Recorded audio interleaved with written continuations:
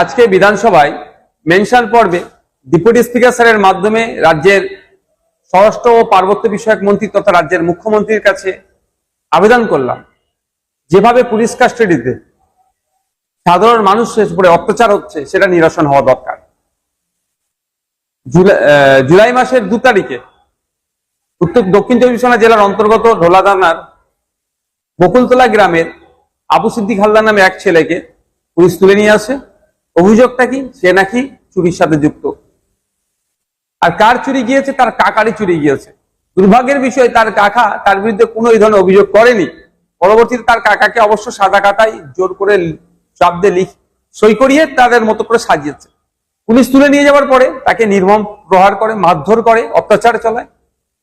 যখন তার পরিবারের লোক থানায় গিয়েছে, সেই পুলিশ কর্তা বলেছেন যে 2 লক্ষ টাকা দিলে তাকে লঘু ধারায় কেস দিয়ে জামিন করিয়ে দেবে।